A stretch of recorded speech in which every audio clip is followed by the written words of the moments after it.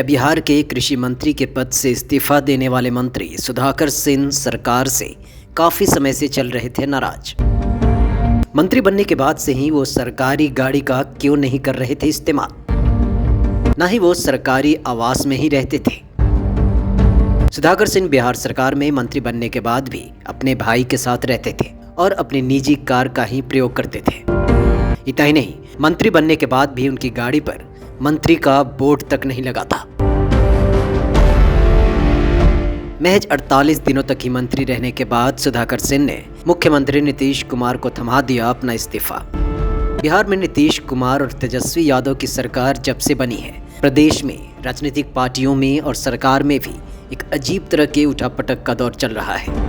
बिहार में कृषि मंत्री पद से इस्तीफा देने वाले सुधाकर सिंह के अपने ही सरकार के खिलाफ भ्रष्टाचार को लेकर चोर और चोरों का सरदार के बयान के खूब चर्चे हैं।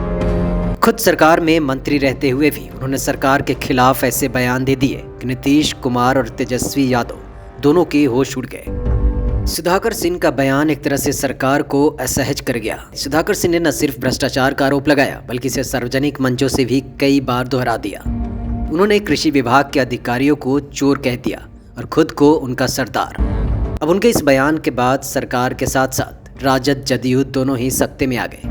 वहीं आपको बता दें कि हाल के दौरान कई राजद नेताओं के विवादास्पद बयान के चर्चे शुरू हो चुके थे, जिसके बाद पार्टी नेतृत्व की ओर से ऐसे बयानों पर रोक लगाई गई थी। विधायक दल की बैठक में भी नेताओं को ऐसे बयान से परहेज करने की नसीहत दी गई और सरकार के नीतियों के खिलाफ अगर कोई बोले तो इसके लिए केवल उप मुख्यमंत्री तेजस्वी यादव अधिकृत किए गए थे।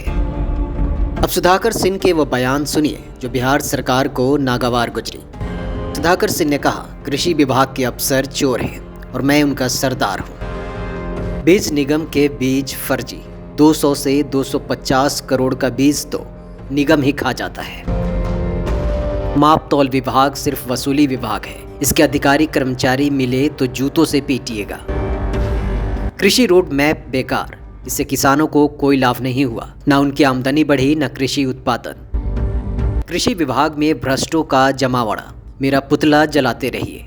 वहीं कैबिनेट की बैठक में भी सुधाकर सिंह की नाराजगी देखी गई। कैबिनेट की बैठक में मुख्यमंत्री ने कृषि विभाग को लेकर उनके बयान की चर्चा की तो सुधाकर बैठक से ही चले गए। फिर वो सीधे राजद सुप्रीमो लालू प्रसाद से मुलाकात कर उनसे बातें की और बाहर निकलकर लालू प्रसाद यादव को खुद का नेता बताया।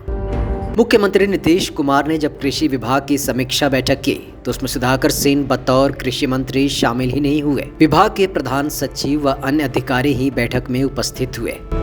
वहीं विवाद के बाद कैबिनेट की बैठकों में भी वे अधिक बातचीत नहीं करते थे। वहीं आपको बता दें कि महज 2 महीने के अंदर ही नीतीश सरकार के 2 मंत्रियों का इस्तीफा हो चुका है।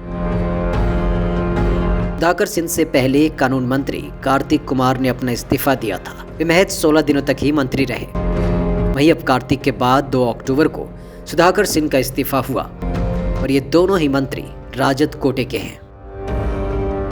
ऐसे में अब बिहार की राजनीतिक गलियारे में कई तरह के चर्चे हैं। क्या नीतीश कुमार को राजद के कई नेता पसंद नहीं कर रहे?